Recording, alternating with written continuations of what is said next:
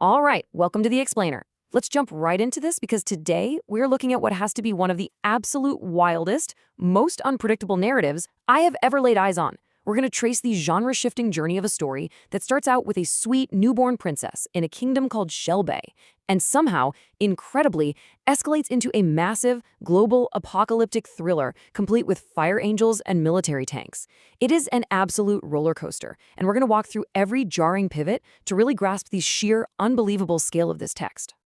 So, naturally, this brings us to the big question. How exactly does a fairy tale about a bully princess escalate into a global apocalyptic war? I mean, the distance between those two concepts is just staggering, right? To wrap our heads around this highly unpredictable story, we're going to objectively map out the narrative's extreme genre shifts. We'll break the whole thing down era by era just to see exactly how we get from a quiet childhood to a genuinely explosive finale. Let's kick things off with Era 1, the fairy tale, a princess, a prophecy, and a gift. Now, in the very beginning, this text reads exactly like a classic idyllic children's story. Day 1, Princess Elishah is born in the kingdom of Shelby, and she's given this magical gift of song. Fast forward to age 2, her brother Edvin arrives, which perfectly fulfills a prophecy made by her grandmother, Katerina. Then, during her early school years, she befriends a girl named Sabrina, an underprivileged kid from the kingdom. The royal family is super welcoming, they even treat Sabrina like their own. But here is where the fairy tale completely fractures. Sabrina actually betrays Elishah by revealing her secret magical gift to the other girls at school, and that triggers this wave of severe jealousy and bullying. Just like that, the idyllic royal setup is totally shattered. Because of this intense bullying, the story suddenly shifts gears. We are no longer in a fairy tale. We are suddenly in a heavy psychological drama. Elishah is overwhelmed by what the text calls the demon of shame. Now, the absolutely crucial thing to understand here is how this allegorical demon represents very real-world trauma. Elishah develops deep, paralyzing self-doubt, anxiety, and severe physical distress. We're talking upset stomachs, inability to eat, and she even experiences these intense sensory issues where her clothes feel disgustingly tight and rough against her skin. She completely withdraws into her shell. And when her grandmother later passes away, Elishah suffers a total psychological breakdown. Grieving and incredibly vulnerable as a teenager, Elishah is then lured into this incredibly strange scam.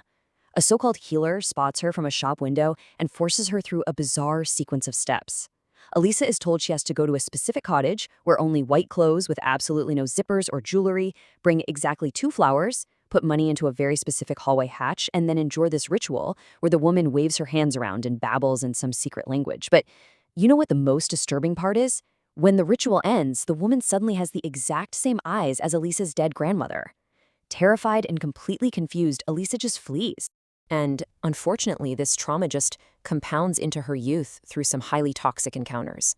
First up is Hubert. She meets him on her 19th birthday, and he's this reckless driver who literally speeds into a snowbank just to impress her, only to be found pursuing another woman at a party later on.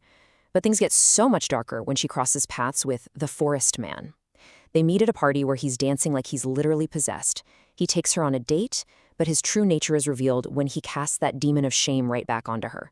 It physically paralyzes her, it freezes her in place, and he forces her into heavy manual woodwork labor at his forest cottage. She's trapped there until, eventually, a distant royal named Queen Ninette remembers Elishah's childhood singing voice, cleverly tracks her down to the cabin, and rescues her for singing auditions. Okay, so now we are moving into Era 2, Spiritual Warfare. Enter Toivo and the White Hearts. Over at Queen Ninette's school, Elishah graduates as a highly skilled singer, but she is still struggling with deep depression and terrible physical convulsions from those demons. She's desperately searching for a sense of community, so she joins a local Bible circle, and that is where she meets a kind man named Toivo.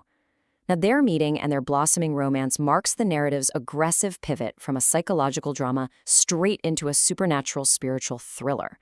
Suddenly, as the text states, the power of prayer blocked all the witches' strikes. You see, there's an aging witch named Evil Marina living near the castle who desperately wants to use Elishah's singing gift to restore her fading magic. But Elishah and Toivo, they just use their faith and prayer to effortlessly block all of the witches' attacks. The narrative rules have just completely changed into literal, active spiritual warfare. From this point, things escalate at a genuinely unbelievable pace. The couple is lured out to the remote Blatziko Manor under the guise of an elite princess course.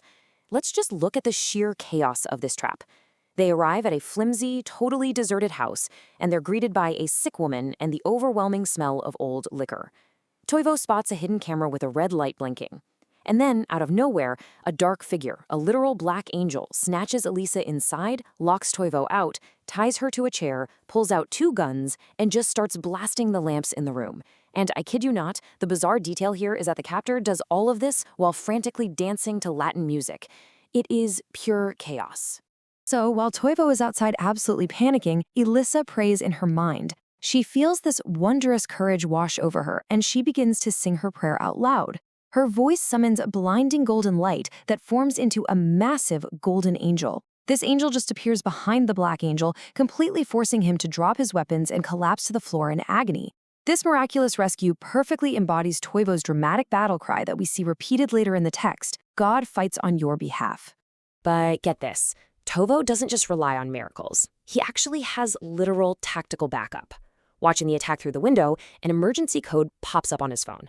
He triggers it, and that summons the White Hearts. This is an elite group of 12 disciple warriors who show up fully equipped with modern military gear. We are talking helicopters and literal tanks. One of the White Hearts, a guy named Jason, just smashes down the door and throws the defeated Black Angel into a car. The introduction of this heavily armed tactical team completely shatters whatever tiny fragments were left of the initial fairy tale genre. Which brings us right into Era 3, the apocalyptic finale, Global War and the Black Pearl. At this point, the text morphs for the last time into what feels like an explosive global action blockbuster. The scale becomes utterly massive. Let's rapid fire through these events because the momentum is insane. Black Angels launch a full-scale assault on northern Finland, while Jewish refugees flee for their lives. Fighter jets scream past, breaking the sound barrier, only to be blown into fireballs by a 30-meter fire angel. As Toivo and Elishah escort refugees on a cargo ship, the storm clouds above them actually morph into screaming, ugly faces. Enemy helicopters and warships attack them, but Toivo just raises a magic staff, summoning massive whirlpools that suck the warships straight down into the ocean depths, and lightning bolts that strike the helicopters in half. He slams the staff on the deck, causing giant earthquakes that swallow enemy temples whole, and suddenly, this bright light transports their ship safely to the port of Haifa. What is so fascinating here is the surreal clash between ancient spiritual magic and modern military technology during this final showdown in Jerusalem. Just look at the factions. The heroes, Toivo and Elishah, are fighting on the streets using magic staffs. They're literally breathing flames of fire to scorch enemies to ashes, and they're calling down golden angels and whirlpools. Meanwhile, the villains, who are now led by the Antichrist, operating out of a temple shaped like a giant black pearl, are relying on black drones, rapid-fire automatic weapons, microchips, and black Humvees. It is a wildly unique, jarring juxtaposition of powers. And right in the middle of this epic clash, a very dark, shocking twist hits us. Inside that black pearl, the Antichrist presses a button, launching those deadly black drones directly at Elishah and Toivo. Even though Toivo bravely throws himself in front of Elishah to protect her, the bullets pierce right through them, and they both die right there on the street. The text gets incredibly dark here, as the entire world watches this execution broadcast via cameras. And the craziest part? People actually celebrated their death. The text says they were so happy they gave Christmas presents to each other. It's a deeply morbid, dystopian reaction to the heroes falling. But hold on, the story doesn't end there. 3 days later, the Holy Spirit descends, and Toivo and Elishah literally come back to life. The Antichrist is watching this unfold from his temple in an absolute rage, and his reaction is this highly unusual, almost comical exclamation of defeat yelled right at his screen, "Ark Team Holtu."